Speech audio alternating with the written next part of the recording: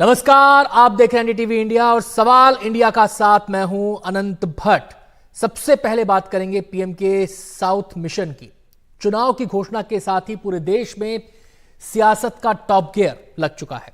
तमाम पार्टियों के दिग्गज जनता की नब्ज पकड़ने के लिए पूरा जोर लगा रहे हैं। प्रधानमंत्री ने भी पूरी ताकत प्रचार में झोंक दी है। हालांकि चुनाव की घोषणा से पहले ही पीएम के चुनावी अभियान का आगाज हो चुका था और घोषणा के बाद इसमें और तेजी आ गई है। पीएम ने खासतौर पर इन दिनों दक्षिण भारत में चुनाव प्रचार पर जोर दिया हुआ है। कभी वो रोड शो कर रहे हैं तो कभी रैलियों के जरिए अपनी बात जनता तक पहुंचा रहे हैं। ये दो तस्वीरें आज की हैं। पीएम ने आज पालक्काड़ में रोड शो किया और सेलम में रैली को संबोधित किया।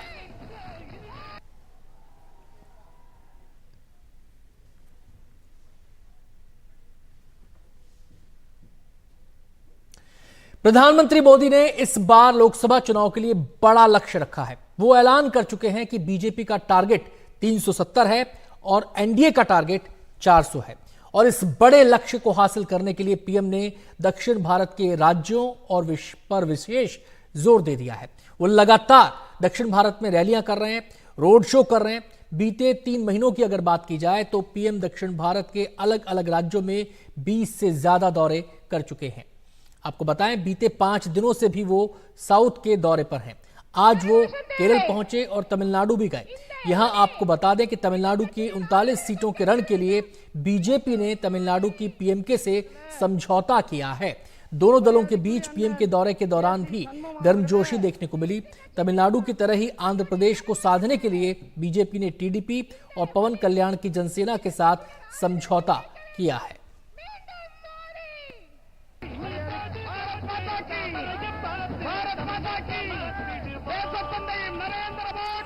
आपको बताएं, पीएम ने तमिलनाडु के सेलम में रैली को संबोधित किया और कहा कि इस बार एक एक वोट एनडीए को जाएगा। अब तमिलनाडु ये डिसाइड कर चुका है कि 19 अप्रैल को एक एक वोट बीजेपी को जाएगा, एनडीए को जाएगा। अब तमिलनाडु ये डिसाइड कर चुका है, अब की बार 400 पर, अब की बार 400 पर। रैली में पीएम ने इंडिया गठबंधन पर भी हमला किया। पीएम ने कहा कि इंडिया अलायंस ने खुले आम घोषणा की है कि हिंदू धर्म की जिस शक्ति में आस्था होती है उन्हें इस शक्ति का विनाश करना है। मुंबई के शिवाजी पार्क में इंडी अलायंस ने खुलेआम घोषणा की है कि हिंदू धर्म की जिस शक्ति में आस्था होती है उन्हें इस शक्ति का विनाश करना है। हिंदू धर्म में शक्ति किसे कहते हैं, ये तमिलनाडु का हर व्यक्ति जानता है। हिंदू धर्म में शक्ति का मतलब होता है मातृशक्ति, नारी शक्ति। कांग्रेस और डीएमके का इंडी अलायंस कह रहा है कि वो इसका विनाश करेंगे। तो पीएम मोदी के मिशन साउथ पर बातचीत करने के लिए, तमाम पहलुओं पर, तमाम समीकरणों पर बातचीत करने के लिए हमारे साथ खास मेहमान जुड़ गए हैं। संदीप शास्त्री, राजनीतिक विश्लेषक, हमारे साथ इस चर्चा में शामिल हैं। सीधे रुख करेंगे संदीप जी का। संदीप जी, पूरा जोर पीएम ने इन दिनों साउथ पर लगा रखा है। इस बार इतनी अहमियत साउथ, पहले भी अहमियत थी, लेकिन इस बार इतनी ताकत पीएम क्यों झोंक रहे हैं साउथ में? कारण यहां पे साफ है। अगर आप दक्षिण भारत देखें, यहां पे 130 लोकसभा स्थान हैं और 2019 में बीजेपी को इस क्षेत्र में, दक्षिण भारत में, केवल 29 सीट मिले थे और 1 सीट सहयोगी दल को मिला था। 100 सीट ऐसे हैं जो एनडीए दक्षिण भारत में जीत नहीं सकी। उसका स्ट्राइक रेट दक्षिण भारत में केवल 21% था पिछले चुनाव में। तो इस बार उनका लक्ष्य जब उन्होंने 370 का बनाया और एनडीए का लक्ष्य जब 400 बनाया, तो दक्षिण का पात्र इस लक्ष्य को पहुंचने में तो बहुत ही अहम वो मानते हैं कि दक्षिण में अगर बीजेपी और एनडीए ने ठीक प्रवेश नहीं किया, अगर उसने यहां अपना स्ट्राइक रेट नहीं बढ़ाया, तो ये लक्ष्य को पाना थोड़ा मुश्किल रहेगा। और यहां पे मैं कहूंगा दक्षिण में 2 तरह की रणनीतियां बीजेपी और एनडीए ने चलाई है। एक है तेलंगाना और कर्नाटका में। कर्नाटका में अभी ही उसके बीजेपी के 25 लोकसभा सदस्य हैं। एक इंडिपेंडेंट उनका सपोर्ट करता है और एक कांग्रेस और एक जेडीएस का है। तो यहां के 25 स्थान जो उसके पास हैं, उसको उन स्थानों को प्रोटेक्ट करना है। अलायंस आज है, अलायंस को वो 3 स्थानें दे रही हैं। तो जितने स्थान वो लास्ट टाइम जीता, उतने स्थान इस बार कंटेस्ट कर रहा है वो। दूसरी ओर तेलंगाना देखे तो वहां पिछली बार 17 में से 4 सीट मिले थे। इस बार बीजेपी का सोच है कि बीआरएस के पीछे हट जाने से उसकी वहां पे चांस ज्यादा है। सो एक तरफ तेलंगाना कर्नाटका और दूसरी तरफ आंध्र प्रदेश, तमिलनाडु एंड केरला, इन आता तीनों हूं राज्यों संदीप जी में आपके पास। हम सीधे इस समय मनीषा जी का रुख करेंगे। मनीषा प्रियम, राजनीतिक विश्लेषक, हमारे साथ इस चर्चा में शामिल हो गई हैं। मनीषा जी, अभी आपने संदीप जी को सुना और ये बात सभी जानते हैं, जब बात दक्षिण के दुर्ग की आती है तो 2 दरवाजे हैं वहां पर। एक तेलंगाना, जहां पर बीजेपी उसको ओपन कर चुकी है 4 सीटों के साथ पिछले चुनाव में, और दूसरी बात जब आती है कर्नाटक की, तो वहां पर बीजेपी का स्ट्राइक रेट बहुत अच्छा रहा। अब बाकी बचते हैं, तमिलनाडु बचता है, केरल बचता है, आंध्रा बचता है।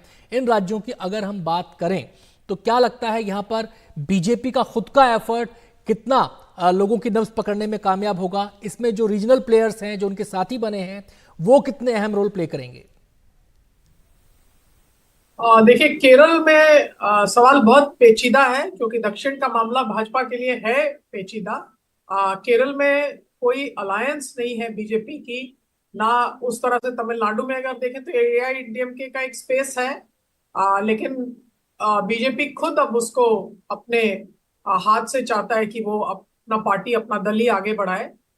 इन दोनों राज्यों में बीजेपी कुछ कर पाएगा? बीजेपी मेहनत बहुत करती है। प्रधानमंत्री खुद केरल जाते हैं, आज से नहीं 2019 के पहले भी कोच्चि में कई सभाएं वो कर चुके हैं, और कई ऐसे मूवमेंट्स, गुरुवायूर में टेम्पल मूवमेंट हुआ, इस तरह की चीजों में बीजेपी जो अपना भाग देती रही। टी प्लांटेशन वर्कर्स की मूवमेंट थी, उसमें वो भाग लेती रही। लेकिन कहीं ना कहीं इन दोनों जगहों में अभी तक सफलता का जो है वो सहयोग बीजेपी के हाथ नहीं लगा है। लेकिन लगा या नहीं लगा है, बीजेपी अपना प्रयत्न जो बरकरार रखती है। कर्नाटक में सफलता मिली भी है, राज्य में सरकार भी रही है, लेकिन कर्नाटक में जो विडंबना है वो ये है कि हाल ही में हुए विधानसभा चुनाव में बीजेपी ने उतना अच्छा प्रदर्शन नहीं किया। लेकिन इसके बावजूद भी बीजेपी के पास वहां अपना पार्टी का आधार है, मतों का आधार है, और एक तरह से वो विधानसभा में जहां भी जिन मुद्दों को लेके हारी, उस पर काफी बीजेपी ने पुनर्विचार करके सिलेंडर का मामला, गैस सिलेंडर का मामला मैंने भी कई बार उठाया, और वो देखिए उस पर बीजेपी ने एक तरह से महिलाओं को अपनी तरफ लेने के लिए उसको बैक ट्रैक किया। 800 रुपये, 900 रुपये से वो 500 रुपये पर आ चुके हैं। ये तो लोक कल्याणकारी मामले की बात है। दूसरी बात है कि पार्टी में जो कुछ इश्यूज हुए थे उस वक्त बीजेपी में, जो गुट आगे थे, उन सबको हटाकर फिर से येदियुरप्पा वगैरह पे विश्वास भाजपा ने जताया है। वहीं कांग्रेस जो उस समय एकजुट होकर चुनाव लड़ता था, कांग्रेस में हो सकता है कि सिद्धरमैया और डीके शिव कुमार की तालबंदी जो है वो उतनी नहीं रहे। तो दक्षिण जो है वो भाजपा के लिए संभावनाओं का क्षेत्र है, और जीते या हारे भाजपा अपना प्रयत्न वहां बरकरार रखती है। आता हूं मैं आपके पास मनीषा जी। हम संदीप जी का एक बार फिर से रुख करना चाहेंगे। संदीप जी, जो मनीषा जी बात कह रही थी, अगर हम दक्षिण के राज्यों की बात करें तो आंध्रा में भी लगता है कि बीजेपी की वहां पर मौजूदगी, अपना वजूद वो दिखाती है, अपनी मौजूदगी दर्ज करवाती है। तेलंगाना में हमने देखा, कर्नाटक में तो हम कह ही रहे हैं कि कर्नाटक तो बीजेपी का दक्षिण का द्वार है। लेकिन बात जब आती है केरल की, बात जब आती है तमिलनाडु की, एफर्ट बीजेपी यहां चुनाव दर चुनाव करती आई है, संघ का भी एफर्ट यहां पर दिखाई देता है, लेकिन नतीजे वांछित क्यों नहीं रह पाते? देखिए, अगर केरला और तमिलनाडु का वो एक पॉलिटिक्स को हमें समझना है और बीजेपी का स्ट्रैटेजी समझना है, ये स्ट्रैटेजी केवल आने वाले चुनाव की नहीं है, एक लॉन्ग टर्म स्ट्रैटेजी है। तमिलनाडु में उनकी स्ट्रैटेजी ये है कि डीएमके को अपोज करने के लिए बीजेपी लीडरशिप ले, अन्ना डीएमके का लीडरशिप छोड़ के बीजेपी के लीडरशिप में एक ऑपोजिशन अलायंस बने। वो प्रयत्न वो बीजेपी आज तमिलनाडु में कर रही है। आज न्यूज़ आया है कि पीएमके उसके साथ जुड़ेगा, तो वो प्रयास अब शुरू हो गया है। शायद इस चुनाव में थोड़े नतीजे उसके दिखेंगे, पर ये एक लॉन्ग टर्म प्लान है। उसी तरह केरला में दो क्लियर अलायंसेस ऑलरेडी हैं। एक कांग्रेस के लीडरशिप का अलायंस, दूसरा कम्युनिस्ट के लीडरशिप का अलायंस। यहां बीजेपी प्रयत्न ये कर रहा है कि किसी एक अलायंस को वीकन करके वो एक थर्ड फोर्स के रूप में आगे उभरे। तो वो तमिलनाडु हो या केरला हो, 2019 में एक सीट भी बीजेपी ने यहां जीता नहीं। तो प्रयत्न होगा कि यहां पे हम अकाउंट ओपन करें, थोड़े सीट लाएं, ज्यादा सीट की अनुमान तो नहीं है, थोड़े सीट तो लाएं, ताकि हम अपनी एक फाउंडेशन इन दोनों राज्यों में किसी के सहायता के जी बिना आता हूं शुरू संदीप करें। जी, वो समय मुख्य की बात कमी है। मनीषा जी का मुझे रुख करना पड़ेगा। मनीषा जी, एक आखिरी सवाल आपसे। ये जो पीएम का एफर्ट है, जी तोड़ एफर्ट वो कर रहे हैं, यहां पर रैलियां लगातार कर रहे हैं, रोड शोज लगातार कर रहे हैं, महिलाओं की लगातार बात कर रहे हैं, शक्ति की लगातार बात कर रहे हैं, उनका ये एफर्ट क्या एक गेम चेंजर यहां पर साबित होगा बीजेपी के प्रदर्शन के लिहाज से अगर बात करें तो? देखिए, कहीं ना कहीं भाजपा जो है वो निराधार था तेलंगाना में भी। तो गेम चेंजर तो है ही है कि अपना एक फुटप्रिंट दर्ज कराना। या प्रधानमंत्री ने इतना तो कर लिया है कि वो केरल भी जाते हैं। कोई भी भारत का ऐसा क्षेत्र नहीं है जो उनके लिए नो गो एरिया हो। तो प्रधानमंत्री ने अपने फुटप्रिंट्स दर्ज कराए हैं। जीत में तब्दील होने के लिए तमिलनाडु में बहुत कहा जाता है, अनामलाई वगैरह को लेकर के जो बातें हुई, उन चीजों को जी देख करके, तो ये अगर एक भी सीट आ जाती है तमिलनाडु में तो भारत का लोकसभा का चुनाव का रिजल्ट एक तरफ रहेगा और ये एक भाजपा के लिए एडिशनल रहेगा। लेकिन ये देखने वाली बात है और जी ये आपको दिखलाता है कि भारतीय जनता पार्टी की मनोस्थिति ये है कि हम जीत रहे हैं या वहां हम नहीं भी जीत रहे इन राज्यों में, तब भी हम दम खम लगा के अपना फुटप्रिंट वहां बनाएंगे। बहुत बहुत शुक्रिया मनीषा जी आपका। संदीप जी आपका भी बहुत बहुत शुक्रिया। तो पीएम के मिशन साउथ पर विस्तार से तमाम समीकरणों पर हमारे मेहमानों ने तमाम समीकरणों को, तमाम बातों को समझाया कि आखिर इस मिशन साउथ का नतीजा क्या हो सकता है। खैर, अगली खबर का रुख करते हैं। बड़ी खबर इस समय आ रही है और यह भी सियासत से जुड़ी है। शरद पवार बनाम अजीत पवार मामले में सुप्रीम कोर्ट ने शरद पवार की चुनाव आयोग के आदेश पर रोक लगाने वाली मांग वाली याचिका पर अंतरिम राहत देने से इनकार कर दिया है। चुनाव में फिलहाल अजित पवार घड़ी सिंबल का ही इस्तेमाल करेंगे। सुप्रीम कोर्ट ने शरद पवार की अजित पवार गुट को घड़ी सिंबल न देने की मांग नामंजूर कर दी है। अजित पवार को घड़ी सिंबल देने का चुनाव आयोग का फैसला फिलहाल कायम रहेगा। हालांकि शरद पवार को भी थोड़ी राहत मिली है। सुप्रीम कोर्ट ने शरद पवार को लोकसभा और राज्य विधानसभा चुनाव के लिए राष्ट्रवादी कांग्रेस पार्टी शरद चंद्र पवार नाम और तुर्रा बजाता आदमी सिंबल का उपयोग करने की अनुमति दी है। तो इस वक्त की बड़ी खबर आपको बता दें, कोई राहत शरद पवार को नहीं मिली है। जो चुनाव आयोग ने फैसला अजित पवार गुट के पक्ष में सुनाया था, उस पर रोक लगाने से सुप्रीम कोर्ट ने मना कर दिया है। सीधे हम रुख करेंगे, हमारे संवाददाता आशीष हमारे साथ जुड़ गए हैं इस खबर पर और ज्यादा जानकारी देने के लिए। आशीष, क्या दलीलें दोनों पक्षों की तरफ से दी गई और कोर्ट ने अपने आदेश में क्या कहा है? ये देखिए, दोनों पक्षों को कुछ कुछ राहत मिली है, लेकिन बड़ी राहत हम इसे अजीत पवार गुट के लिए कहेंगे, क्योंकि जो घड़ी जो सिंबल था जो एनसीपी का, वो अजीत पवार के पास ही रहेगा। शरद पवार अंतरिम तौर पर चाहते थे कि जो सिंबल जो घड़ी का उनको मिला है, चुनाव आयोग ने दिया है, वो उनको ना दिया जाए और कोई और सिंबल दिया जाए, लेकिन वो मानने से इनकार कर दिया है। चुनाव आयोग के फैसले में दखल देने से इनकार सुप्रीम कोर्ट ने फिलहाल किया है, कोई अंतरिम आदेश जारी नहीं किया है। आगे से इस मामले की सुनवाई होती रहेगी, लेकिन सुप्रीम कोर्ट ने अजीत पवार को कहा है कि वो मराठी, हिंदी और अंग्रेजी मीडिया में सार्वजनिक नोटिस जारी करेंगे और कहेंगे कि ये जो घड़ी का सिंबल है ये सुप्रीम कोर्ट के फाइनल फैसले के अधीन है, विचाराधीन क्योंकि यहाँ पर मामला है।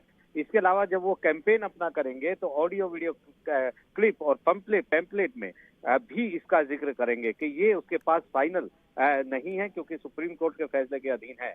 वहीं पर शरद पवार गुट को भी एक इस तरीके की राहत है कि ये कहा गया है कि जो उनका सिंबल जो है तुरहा बजाता जो आदमी है वो तुरही बजाता जो आदमी है वो तुरहा बजाता जो आदमी है वो सिंबल कहीं भी किसी भी जगह पर वो सिंबल किसी और पार्टी या उम्मीदवार को नहीं दिया जाएगा, वो शरद पवार गुट के लिए ही आरक्षित रहेगा। चुनाव आयोग और राज्य चुनाव आयोग दोनों को ये सुप्रीम कोर्ट ने निर्देश दिया है।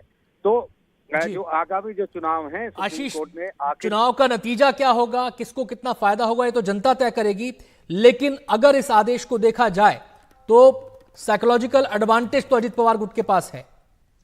जी बिल्कुल, देखिए सिंबल एक बहुत बड़ी चीज होती है। बहुत सारे लोग होते हैं जो खासतौर पर दूर दराज के इलाकों में जो सिंबल से पहचानते हैं कि कौन सी पार्टी है। लेकिन यहाँ पर एक और बड़ी चीज आपको मैं बताना चाहूंगा कि अजीत पवार गुट बहुत सारे पोस्टर्स में शरद पवार की फोटो का इस्तेमाल कर रहे थे, नाम का इस्तेमाल कर रहे थे, जिस पर सुप्रीम कोर्ट ने पिछली बार नाराजगी जाहिर की थी और अंडरटेकिंग मांगी थी 2 दिन के भीतर। आज अंडरटेकिंग दी है अजीत पवार गुट ने और कहा है कि उन शरद पवार का नाम और फोटो का इस्तेमाल, तस्वीर का इस्तेमाल वो कहीं पर भी नहीं करेंगे। तो इसको लेकर सुप्रीम कोर्ट ने आदेश जारी किया है कि सिर्फ महाराष्ट्र में ही नहीं बल्कि देश के किसी हिस्से में भी अजीत पवार गुट जो है वो शरद पवार या उनके तस्वीर का इस्तेमाल नहीं करेंगे। पिछली बार सुप्रीम कोर्ट ने कहा था कि दोनों अब अलग अलग पार्टी बन गए हैं, तो अब अजीत पवार को शरद पवार के नाम का सहारा क्यों चाहिए? चुनाव लड़ना है तो अपने बलबूते पर लड़ा जाए, दोनों के रास्ते अब अलग हैं। तो निश्चित तौर पर राजनीतिक घमासान ये जो एनसीपी के भीतर है अजीत पवार और शरद पवार के बीच, ये राजनीतिक घमासान अपनी जगह है, कानूनी घमासान अपनी जगह है। कानून आगे अपनी कानून की अदालत में फैसला होगा कौन सही है कौन सही नहीं है। लेकिन फिलहाल ये एक अंतरिम व्यवस्था सुप्रीम कोर्ट ने बनाई है जिसका कुछ ना कुछ असर तो राजनीतिक तौर पर भी देखने को मिलेगा। जी बहुत बहुत शुक्रिया आशीष आपका इस पूरी जानकारी के लिए। तो सुप्रीम कोर्ट में मामला था अजीत पवार गुट वर्सेस शरद पवार गुट और इसमें दोनों ही पक्षों के लिए थोड़ी थोड़ी राहत देखी जा रही है। जो घड़ी सिंबल था राष्ट्रवादी कांग्रेस पार्टी का, उसका इस्तेमाल फिलहाल अजीत पवार गुट कर सकेगा। चुनाव आयोग ने उनके पक्ष में फैसला सुनाया था, उस पर रोक लगाने से इनकार कर दिया है। लेकिन सुप्रीम कोर्ट ने इतनी राहत शरद पवार गुट को भी दी है कि तुरही बजाता जो आदमी है, चुनाव चिन्ह जो शरद पवार गुट को मिला है, उसका इस्तेमाल वो लोकसभा और राज्य विधानसभा चुनाव में कर पाएंगे, कोई अन्य दल उसका इस्तेमाल नहीं कर पाएगा।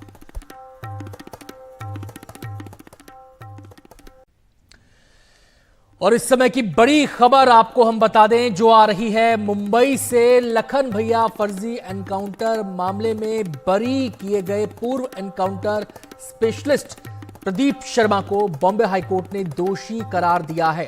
अदालत ने प्रदीप शर्मा को 3 हफ्ते में समर्पण करने का आदेश दिया है। इसी के साथ अदालत ने 12 आरोपियों की सजा को बरकरार रखा है। मामला साल 2006 का है। सीधे हम रुख करेंगे, हमारे संवाददाता सुनील सिंह हमारे साथ जुड़ गए हैं इस खबर पर विस्तार से जानकारी देने के लिए। सुनील, पूरा मामला क्या है और कोर्ट ने क्या कहा है? देखिए, साल 2006 में लखन भैया का एनकाउंटर कर दिया गया था और वो छोटराजन गैंग का गैंगस्टर होने का आरोप लगा था। लेकिन उनके परिवार ने उसी दौरान जब नई मुंबई से उठाया गया था तभी एक फैक्स किया था मुंबई पुलिस को और ये बताया था कि उनके पति को उठा लिया गया है। और एक बहुत अहम सबूत था और जिसके बिना पे फेक एनकाउंटर का आरोप लगा और मामला कोर्ट में चला। मामला कोर्ट में चलने के बाद जो है कि साल 2013 में सत्र न्यायालय ने सजा सुनाई जिसमें कि 13 पुलिसकर्मी जो थे उनमें जो उनको दोषी ठहराया था। लेकिन जो इस मामले के प्रमुख बताए जा रहे थे प्रदीप शर्मा पूर्व एनकाउंटर स्पेशलिस्ट, उनको बरी कर दिया था कि उनके खिलाफ कोई सबूत नहीं है, ये कहते हुए। लेकिन अब जब मामला बॉम्बे हाईकोर्ट में गया अपील में और अपील में जब सुनवाई हुई और अब जो फैसला सुनाया है अदालत ने, उसमें उन्होंने साफ तौर पे कहा है कि प्रदीप शर्मा के खिलाफ जो सर्कमस्टेंशियल एविडेंस है, सबूत हैं परसिजन, उसकी कहीं न कहीं अनदेखी हुई है और उनके खिलाफ सबूत पर्याप्त हैं जिससे उन्हें दोषी पाया जा सके। लिहाजा उन्होंने प्रदीप शर्मा को जो एक्विटल था, बरी किया गया था, उसको खारिज करते हुए प्रदीप शर्मा को भी दोषी पाया है और उन्हें उम्र कैद की सजा सुनाई है और ये कहा है कि 3 हफ्ते के अंदर वो सरेंडर करे। प्रदीप शर्मा चूंकि एंटीलिया केस में मनसुख हिरन की जो हत्या हुई थी उसमें भी आरोपी हैं, लेकिन फिलहाल वो जमानत पे थे, तो अभी फिलहाल जमानत पर हैं, तो इसीलिए अदालत ने कहा है कि 3 हफ्ते के अंदर वो सरेंडर करें। बहुत बहुत शुक्रिया सुनील आपका इस पूरी जानकारी के लिए। रुख करते अगली खबर का। जेएमएम विधायक सीता सोरेन आज बीजेपी में शामिल हो गई। इससे पहले उन्होंने विधानसभा और जेएमएम की प्राथमिक सदस्यता से इस्तीफा दे दिया। सीता सोरेन झारखंड के पूर्व सीएम शिबू सोरेन की बहू हैं। अपना इस्तीफा जो उन्होंने दिया है, इस्तीफे में उन्होंने अपना और अपने परिवार की उपेक्षा का आरोप लगाया है। बता दें कि हेमंत सोरेन को प्रवर्तन निदेशालय ने 31 जनवरी को गिरफ्तार किया था। वो भूमि घोटाले से जुड़े धन शोधन मामले में फंसे हैं। हेमंत की जगह चंपई सोरेन को विधायक दल का नेता चुना गया और उन्होंने सीएम पद की शपथ ली। कहा जाता है कि पार्टी के इस फैसले से सीता पहले से ही असंतुष्ट थी। आज के डेट भी को भी हम जब तक देख रहे हैं, झारखंड विकास से कोसों दूर है। तो ऐसे में मुझे मोदी जी का परिवार, महापरिवार में आना पड़ा, क्योंकि हमको झारखंड को बचाना है। झारखंड के वासियों को, झारखंडियों को न्याय दिलाना है। यही एक बड़ा मकसद है जो कि आज मैं इस परिवार में शामिल हुई। और मोदी जी का जो सोच है, वो सोच झारखंड में भी अब पूरी तरह से सब मिल करके हम लोग काम करेंगे। और जो भी सोच रहा मेरे स्वर्गीय पति दुर्गा सोरेन जी का, वो सपना अब जल्द ही जल्द पूरा होगा, हमको इस तरह का उम्मीद है। झारखंड में एक और ताकत भारतीय जनता पार्टी की बढ़ी है और हरियाणा, महाराष्ट्र और झारखंड, उसमें इसका एक अलग असर तो दिखेगा।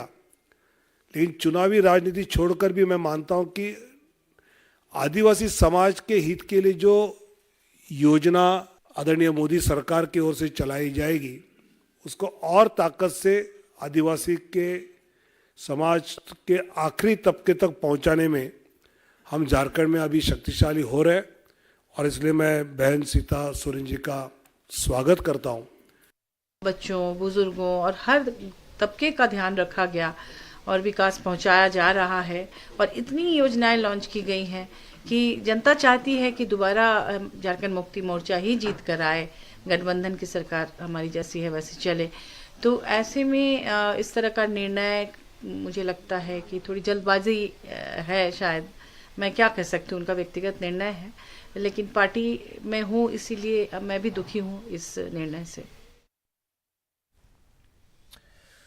तो देखा आपने, सीता सोरेन ने बीजेपी का दामन थाम लिया है और कहा है कि ये सब उन्होंने उपेक्षा से परेशान होकर किया है, झारखंड को बचाने के लिए किया है। अगली खबर का रुख कर लेते हैं। पशुपति पारस ने मोदी सरकार से इस्तीफा दे दिया है।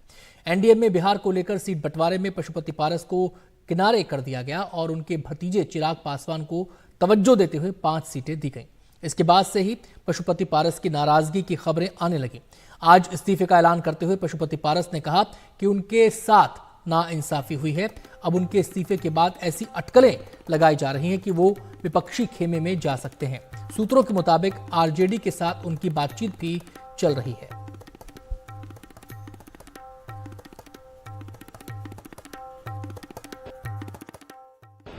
मैंने बहुत ईमानदारी, बहुत लगन से, वफादारी से मैंने एनडीए की सेवा की। आज भी मैं माननीय प्रधानमंत्री जी का शुक्रगुजार हूं और मैं आज भी वो देश के नेता हैं, बड़े नेता हैं, लेकिन हमारी पार्टी के साथ और व्यक्तिगत रूप से हमारे साथ नाइंसाफी हुई इसलिए मैं भारत सरकार के कैबिनेट मंत्री से मैं त्याग पत्र देता हूं। पशुपति पारस के इस्तीफे के बाद राष्ट्रीय लोक जनशक्ति पार्टी के प्रवक्ता श्रवण अग्रवाल ने कहा कि हमारी पार्टी और नेता का अपमान हुआ। ऐसे में पार्टी की राय थी कि पशुपति पारस को इस्तीफा दे देना चाहिए। हमारे सहयोगी राजीव रंजन ने उनसे बातचीत की।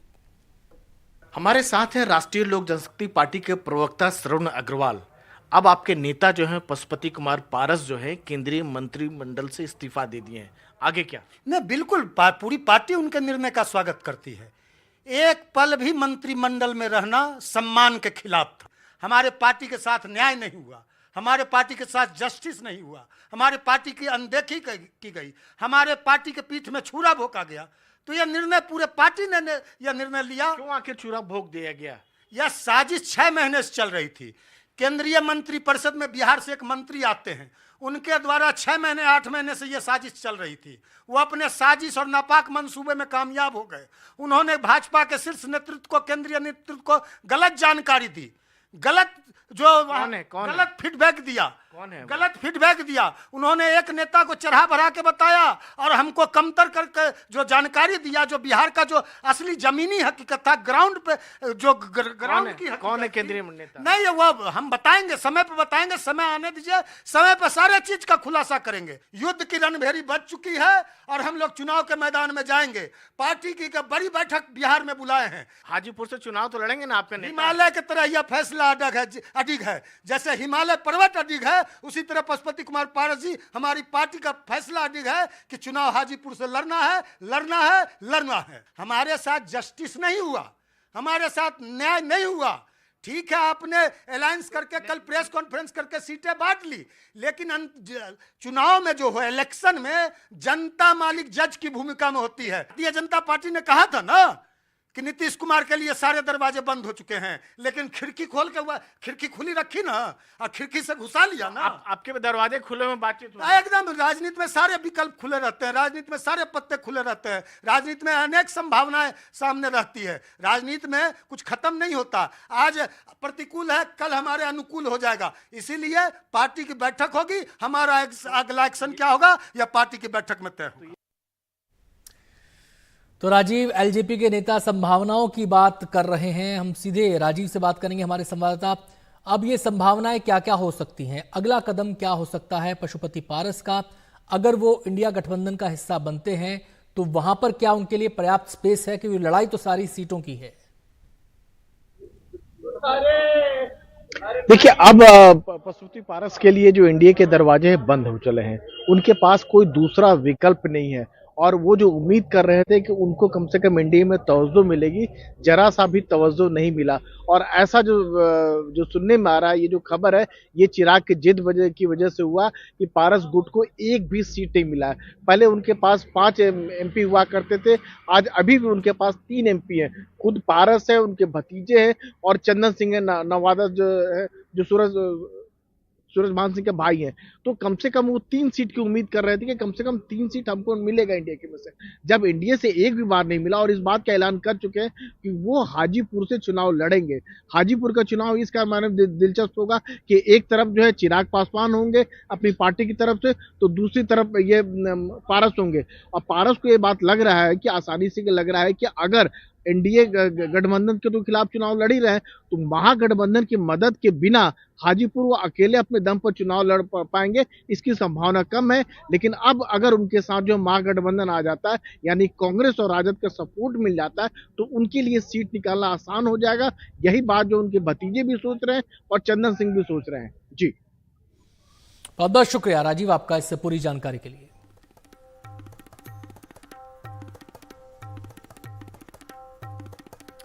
और फिलहाल वक्त हो गया एक छोटे से ब्रेक का। जाना कहीं नहीं है, देखते रहिए एनडीटीवी इंडिया।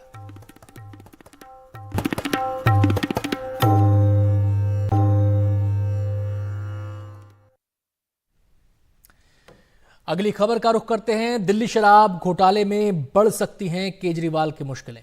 ईडी ने पहली बार प्रेस रिलीज में केजरीवाल का नाम लिया है और उनकी भूमिका बताई है।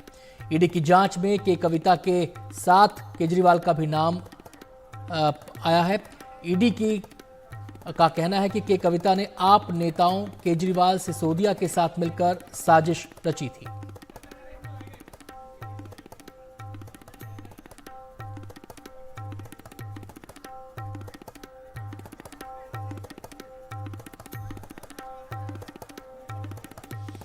आपको बता दें कि शराब घोटाला मामले में ईडी 9 समन भेज चुकी है केजरीवाल को, लेकिन किसी भी समन पर केजरीवाल पेश नहीं हुए। समन को गैर कानूनी बताया।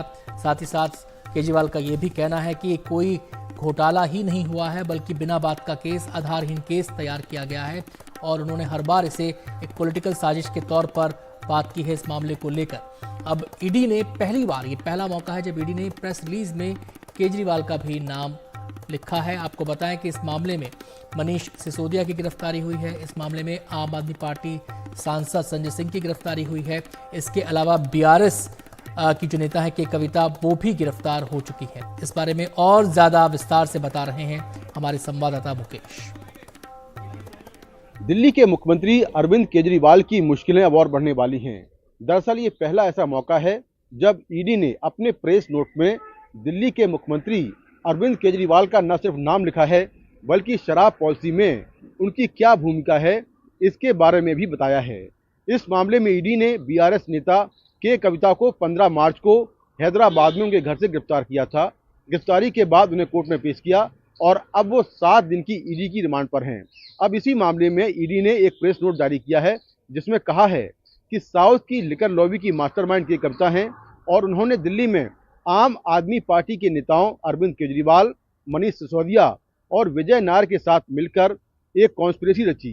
इस कॉन्स्पिरेसी के तहत दिल्ली की शराब पॉलिसी में बदलाव करवाए और फिर ये पॉलिसी लागू कर दी गई। इसके बदले एक मुश्त एडवांस के तौर पर जो साउथ का सिंडिकेट है, जिसकी मास्टरमाइंड की कविता हैं, उसने दिल्ली में आम आदमी पार्टी के नेताओं को करीब 100 करोड़ रुपए दिए। इसके साथ ही जो शराब पॉलिसी थी उसमें थोक कारोबारियों का जो मार्जिन था वो 6% से बढ़ाकर 12% कर दिया गया और ये सब के कविता के कहने पर किया गया और बाद में जो 6% पैसा था इसमें से वो वापस कमीशन के तौर पर आम आदमी पार्टी के नेताओं तक पहुंचा। तो ईडी ने कहा है कि जो अरविंद केजरीवाल हैं वो एक कॉन्स्पिरेटर हैं। इसके साथ ही ईडी ने कहा है कि अब तक की जांच हुई है उसके हिसाब से जो प्रोसीड ऑफ क्राइम है, यानी कि अपराध से कमाया हुआ पैसा है, ऐसा पैसा उसकी पहचान, अब तक जो पहचान हुई इस तरह के पैसे की, वो करीब 128 करोड़ रुपए की हो चुकी है। ईडी ने शराब पॉलिसी में अब तक 245 जगहों पर छापेमारी की है, 15 आरोपी गिरफ्तार किए हैं और साथ में 6 चार्जशीट पेश की हैं, जिसमें एक मुख्य चार्जशीट है और 5 सप्लीमेंट्री चार्जशीट हैं। तो ईडी के मुताबिक शराब पॉलिसी मामले में अरविंद केजरीवाल एक साजिश करता है और उन्होंने के कविता के साथ मिलकर शराब पॉलिसी को लेकर साजिश रची। जो कारोबारी हैं, जो साउथ की लिकर लॉबी है, उसके कहने पर इस पॉलिसी में बदलाव किए और फिर वही पॉलिसी लागू कर दी। नई दिल्ली से Mukesh Singh Sengar, NDTV India. BJP ने आज केजरीवाल पर हमला बोलते हुए कहा कि वो समन के नाम से डर रहे हैं। बीजेपी प्रवक्ता संबित पात्रा ने कहा कि केजरीवाल रंग बदलने में माहिर हैं, वो तरह तरह के बहाने बनाकर समन से भाग रहे हैं।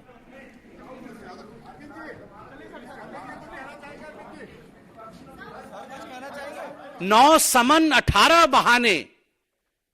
आप याद करिए, जब पहला समन आया था तो बहाना क्या था? दिवाली है। जब दूसरा समन आया तो बहाना क्या था? गवर्नेंस महत्वपूर्ण है। तीसरा समन आया था तो बहाना क्या था? मैं विपश्यना करने गया हूं। चौथा समन आया तो बहाना क्या था? असेंबली चल रही है। 5वां समन आया तो बहाना क्या था? मध्य प्रदेश में चुनाव चल रहे हैं, मैं कैसे आ जाऊं जी, मुझे तो भाषण करना है। 9 समन 18 बहाने, मगर ये बहाने चलने वाले नहीं है। कल से टेक्निकल बहाने दिए जा रहे हैं। ये जो 100 करोड़ रुपए की कहानी है, ये कहानी पहले भी सुप्रीम कोर्ट के अंदर ईडी ने सुनाई है और सुप्रीम कोर्ट में जो 30 अक्टूबर 2023 का जस्टिस संजीव खन्ना साहब का ऑर्डर है, उसमें पैरा नंबर 12 में साफ है कि जो 100 करोड़ वाली कहानी है, ये एक टॉपिक ऑफ डिबेट है, एक बहस का हिस्सा है। इसके अंदर कुछ साबित नहीं हुआ है, ना कोई तथ्य जो है ईडी ने इसमें रखे हैं। तो ये पूरी की पूरी कहानी जो है एक मनगढ़ंत कहानी है और मुझे लगता है कि इसका सिर्फ एक मकसद है कि अरविंद केजरीवाल जी को अब डेस्परेशन हो रही है भारतीय जनता पार्टी को कि अरविंद केजरीवाल जी को गिरफ्तार किया जाए।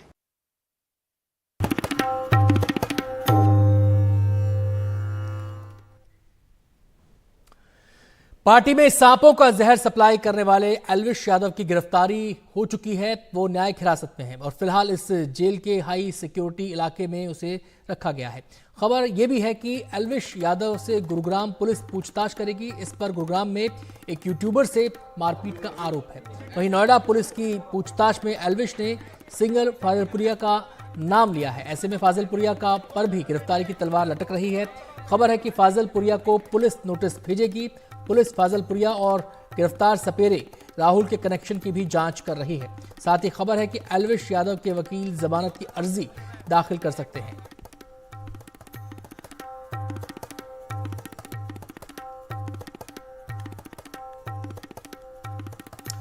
और इस खबर पर विस्तार से जानकारी दे रहे हैं हमारे संवाददाता मुकेश। एल्विश यादव मामले में अब सिंगर फाजिलपुरिया की मुश्किलें भी बढ़ सकती हैं। दरअसल सोशल मीडिया पर ऐसे कई वीडियोस हैं जिसमें सांपों के साथ एल्विश यादव और फाजिलपुरिया दोनों दिखाई दे रहे हैं। एल्विश यादव ने पूछताछ में फाजिलपुरिया का नाम भी लिया है। ऐसे में नोएडा पुलिस के सूत्रों की माने तो बहुत जल्दी नोएडा पुलिस सिंगर फाजिलपुरिया को नोटिस जारी कर सकती है और उनसे पूछताछ कर सकती है कि आखिर ये सांप वो कहां से लाए थे और उन्होंने ये वीडियो कहां पर शूट किए और किन किन पार्टीज में एल्विश यादव और फाजिलपुरिया शामिल हुए, जहां पर रेप पार्टीज में सांपों का जहर यानी कि स्नेक वेनम सप्लाई हुआ या फिर सांपों का यूज अपने वीडियो शूट में किया गया। वो पार्टीज कहां कहां हुई, किन किन लोगों से उनकी मुलाकात हुई और पार्टी में कौन कौन गेस्ट थे, इसको लेकर जो नोएडा पुलिस है वो सिंगर फाजिलपुरिया से पूछ